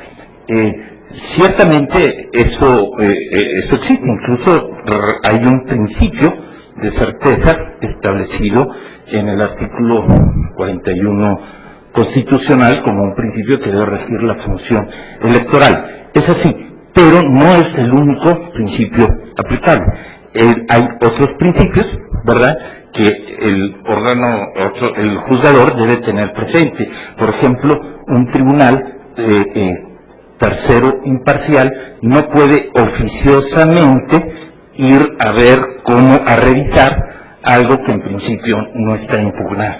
Si ya está impugnado, o sea, si hay impugnación, entonces eso ya le abriría, y también hay que atender las reglas que están aplicables. El proceder oficiosamente de esta manera pudiera violar otros preceptos constitucionales en cuanto al carácter de imparcial que establece que la justicia debe ser imparcial. Esto es, si es tercero imparcial, no puedo aceptar lo que pretende una de las partes en perjuicio de la otra, salvo que efectivamente hayan cada uno sus afirmaciones. Y bueno, hay otra regla, concretamente la Ley General del Sistema de Medios de Impugnación Electoral, que establece explícitamente quién tiene la carga de la prueba, o sea, es el que afirma. Entonces es un principio general del derecho procesal que se incorpora en el derecho electoral. Entonces, yo creo que lo que es rescatable, creo que menciona John, es de que debe la academia, ¿verdad?, preocuparse por ir desarrollando estos principios, estas categorías, ver hasta qué punto son unas de carácter general y que se incorporan, o que por su especificidad y la peculiaridad que tiene el derecho electoral pudiéramos acudir a algunas distintas. En fin, muchas gracias por la atención. Y ahora tiene la palabra el doctor Pauli Bolio, por favor. Agradezco muy especialmente la pregunta que me ha hecho el señor don Julio Casas, y que voy a leer porque me va a permitir hacer algunas acotaciones respecto de la ponencia y de este planteamiento general. Dice: ¿qué futuro le depara al derecho electoral frente a la clase política mexicana en términos de eficiencia y eficacia sin simulacros jurídicos? Primero quisiera decirle que en relación con la clase política, yo creo que lo que hay que hacer es combatir muy eficazmente la partidocracia en diversos aspectos que ahora no puedo detallar. Porque en la medida en que la partidocracia sea combatida, vamos a dejar entrada a la ciudadanización, a la intervención cada vez más importante de la ciudadanía. En la medida que las decisiones fundamentales están tomadas por los líderes o las cúpulas de los partidos, tenemos problemas serios. No puedo avanzar demasiado en esto. Pero sí quisiera decirle al señor Casas y a todos ustedes que el futuro del derecho electoral no se cifra en el mismo derecho electoral, sino en los cambios y reformas que se tienen que hacer a muchos otros aspectos normativos, desde la Constitución y las leyes. Por ejemplo, el combate a los monopolios y a los poderes fácticos, que están relacionados, monopolios y poderes fácticos, es indispensable para que el derecho electoral pueda avanzar y sostenerse. Porque en la medida en que haya esta inequidad, esta asimetría en el uso del poder, donde los que tienen muchos recursos económicos toman decisiones muy importantes, pueden incluso comprar partidos, candidatos, etcétera, esto es terrible. Bien, también en el desarrollo de la ley de medios, como ya se dijo en la mesa anterior, y que no repetiré porque fue una espléndida mesa en la que se sugirieron varias cosas importantes, le dieron crédito aquí a mi amigo don Jesús Cantú sobre alguna fórmula para controlar y para hacer que los medios masivos de información, a mí no me gusta llamarlos de comunicación, porque en general son medios que transmiten, no que dialogan, no que se comunican, está planteada pues una problemática muy seria de justicia y equidad, porque hoy se hace la política y los procesos electorales y la competencia a través de los medios más que en ninguna otra cosa. Los mítines, las reuniones han pasado de moda y hoy vivimos en la virtualidad y en la televisión y en el radio. La reforma del Congreso es otra forma que necesitamos un Congreso mucho más ágil. Necesitamos primero que los legisladores puedan hacer una carrera, se puedan reelegir, no en forma indefinida, sino una carrera que yo creo que de 12 años, es decir, 3 reelecciones para diputados, una reelección para senadores, puede ser suficiente como para que los legisladores adquieran, pero no se eternicen tampoco en las posiciones. Y segundo, reducción del tamaño del Congreso. Esta reducción no es solo por el ahorro de algunos centavos, aun cuando si reducimos 100 diputados de representación proporcional, vamos a dejar una entrada mucho mayor a la ciudadanización, porque van a depender los candidatos de su elección por los ciudadanos en sus distritos y no de las burocracias de los partidos. Si le quitamos 100 a las burocracias de los partidos, que es lo que yo propondría, reducir a 100 los de representación proporcional para que cumplan con sus funciones y con sus necesidades los dirigentes de los partidos y los partidos, pero con 100 tienen sobrado elementos y además con 100 pueden cumplir con la función que se atribuyó originalmente a la representación proporcional, que es compensar en términos proporcionales a la representación. Con 100 lo pueden hacer hoy en día, dado el desarrollo de los partidos y de la ciudadanía, mucho más que con 200, donde ya está advirtiéndose esta burocracia partidaria con poderes muy amplios. Creo que si se reducen el número de candidatos, como es el de 100 de representación proporcional en Cámara de Diputados y 32 en los senadores que inventaron este chipote de las listas para senadores, rompiéndose ahí el pacto federal, vamos a tener, pues por su solo cálculo de probabilidades, ya que tienen las estadísticas, mucho menos conflictos en el Tribunal Electoral, en el IFE, si tenemos 132 candidatos menos en el Congreso. Y vamos a tener un ahorro, una economía, no solo de dinero, sino de esfuerzo, de trabajo, etcétera. Y vamos a tener un Congreso, por otra parte, más ágil, que va a disponer de más recursos para fortalecer su servicio profesional, sus comisiones, etcétera. Y tenemos también que avanzar, bueno, en el terreno de la descentralización que se planteaba en algunas de las últimas intervenciones. Ahí no quisiera extenderme más, pero este es un problema muy generalizado de nuestro sistema jurídico mexicano. Se ha hablado de federalización, lo comentaba aquí con don Jesús Cantú, por ejemplo, desde 1920, cuando se crea la Secretaría de Educación Pública y asume una centralización completa en decisión de los planes y programas de estudio, la Secretaría de Educación Pública, se les cancela esa facultad a los gobiernos de los estados. Era el tiempo de Vasconcelos, mi admirado don José Vasconcelos, pero entonces lo que se hace es con la fachada de la federalización, pues se llama federalización de la educación y se estaba centralizando todo. Esto pasó también en las juntas de conciliación y arbitraje, que tenían una serie de facultades en los estados, las juntas locales, y que para resolver ciertos problemas de corrupción y otros, se fueron concentrando en la Junta Federal, que fue teniendo cada día más atribuciones.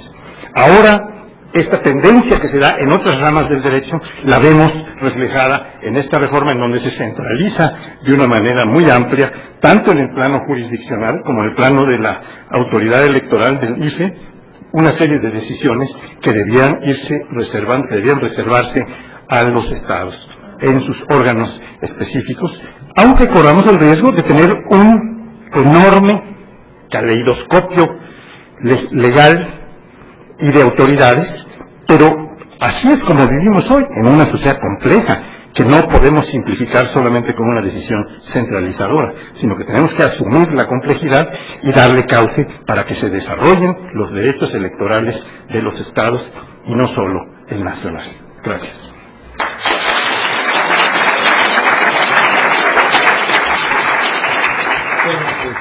Muchísimas gracias a nuestros 4 espléndidos panelistas, especialmente muchas gracias al doctor Ackerman por haber sido el que tuvo la iniciativa de este ciclo de conferencias, que me parece que ha sido un platillo académico de excelencia.